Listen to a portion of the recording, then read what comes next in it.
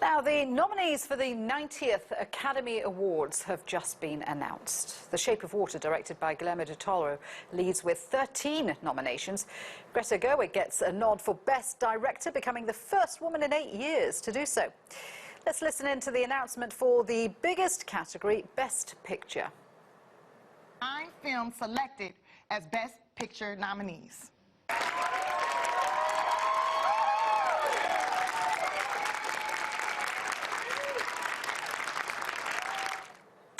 Well, let's speak to Lucy Ford, entertainment reporter with Bauer Media. She is here with me now, so it's always really interesting to hear all the nominations. Best Picture.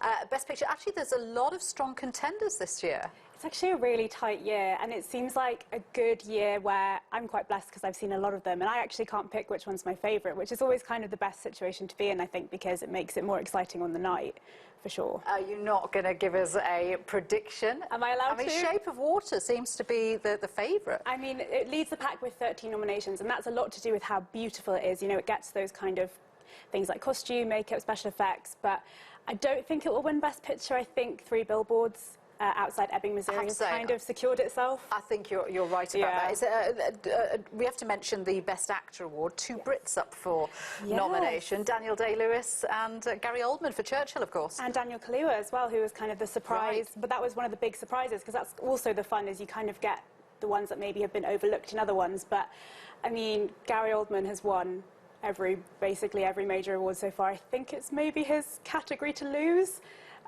But yeah, it's a strong year for Brits. Okay, lately. Let's talk about the fact that we've seen in other Hollywood awards this whole Me Too campaign and Time's Up campaign. So when we're looking at the impact that may have had on nominations, do you think it's made a difference?